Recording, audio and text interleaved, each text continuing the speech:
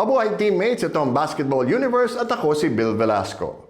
Sa araw na ito, tampok natin si Coach Arlene Rodriguez na marami ang naiambag sa PBA. Maliban sa pagiging kapatid ng isang player ng Toyota na si Ulysses, siya ay naging coach ng Shell sa PBA noong 1990s. At hanggang ngayon ay nagko-coach pa rin.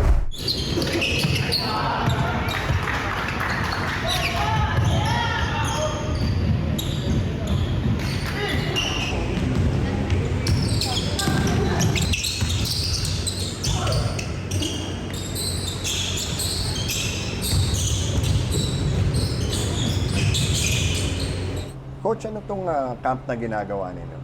Para ginawa ko to kasi madami na akong camp na dinaanan, nagsarili ko. Ang tawag namin dito, Par East Batang Court Basketball Camp. Ngayon may liga kami. Father and son. Kaya Okay. may mga bata na maliliit, kasama yung mga tatay na naglalaro. Bakit hindi mo mabitawan ng coaching? Yun ang buhay natin. Love ko yung basketball. Hindi lang sa pagko-coach, pati sa pagtuturo sa mga bata. Kasi ang point ko dyan, yung mga magulang, gusto nila makapag-aral sa private yung mga anak nila eh. Kaya kung yung bayad namin dito medyo mababa lang, ang ano ko, maging gumaling yung player para maging player ng private school. Para makagkaroon sila ng scholarship. Kasi yung mga apo ko, naging player ng Ateneo, naging player ng Lasal, sa high school, naging player ng EYAC, libre. Hindi naman namin kaya magpag-aral sa mga eskwelahan. Kaya yun ang sinasabi ko sa mga bata rito, saka sa mga parents, pag-igihan nyo para makatulong yung mga bata sa mga magulang nila na ma-scholar sila sa pag-aaral nila. At least malaking tulong yun. Nung ikaw naman yung naglalaro, coach, o nung bata ka pa, ito ba yung buhay na inisip mo? Hindi pa naman. Ang nakita ko nung medyo nasa nasa amateur na, sa D-League, kumbaga sa naisip ko, sabi ko, kailangan, kasi may mga batang hindi naman kaya makapag-aral sa private school, matulungan natin ng konti. Kasi sa totoo lang, buhay ko basketball eh. Wala akong ibang trabaho kundi basketball eh. Yung panahon na nasa PBA ka, anong mga pinaka-naaalala mo?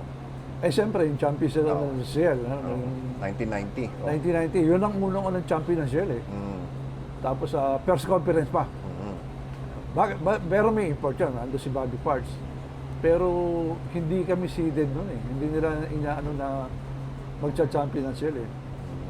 Nakita lang nila na medyo umaangat, kaya sinabi nila malakas daw yung team. Pero ang pag tinignan mo, Benji Paras daw ni Magsano, Bobby Parts lang talaga eh. Yung iba, supporting lang eh. Okay, what was the plan nung nag-coach ka na sa Shell from assistant nag-head coach ka? Ano yung plano mo? Kasi wala naman akong plano. Kasi matagal ako sa amateur, sa may Sagana. Halos yung mga teams ko, puro mahihina eh, sa amateur eh. Pinag-aralan ko yung kung paano tatalunin yung mga malalakas, lalo na yung mga importante, minsan may mga key player ako na gumagraduate. Kaya pinag-aralan ko yung defensive rotation. Na-apply ko sa PBA. Kasi problema nun si Benji, palaging napa 5 fouls. Kinausap ko yung mga referee, kasi may defensive alignment eh. Kung ano yung mga spots. Tinandaan ko yun. Nagtataka sila, bakit dumodouble ako, hindi nagkakaroon ng defensive alignment. Tinandaan ko yung mga spots kasi kung saan lang titigil yung player. Pag dumobble kay Benji, paano mag-adjust? Sabi ko, okay, lalagpas dito, katatawagan tayo defensive alignment. Saka yung pass break, kasi napansin ko, nung time na yun, medyo yung, PBA, medyo slow down eh. Puro pass break ang pinaano ko sa kanila. Kasi unang-una, sabi ko sa kanila, mas bata kami. Kailangan, pag-rebound, transition tayo. Pass break tayo, pilitin natin makapag-pass break. Gumanda naman ang resulta. Ngayon naman, may mga kina-coach din kayo mga matatanda, yung Pinoy Masters. Oo, Paano yung Pinoy nagsimula Masters. yun? Yung Pinoy Masters naman, 45 upper yun, naglaro kami ng World Masters Game sa Taiwan. Kung titingnan nyo yung ng World Masters, para Olympics yun na matatanda eh. Sa track and field, ang tumatakbo doon, 90 plus eh. 90, 95, may gano'n eh. Isang tiga Thailand ata, nakakuha ng 4 golds, iba-ibang event. siya pinakamatanda, 105 bata yun. Wow. Oo.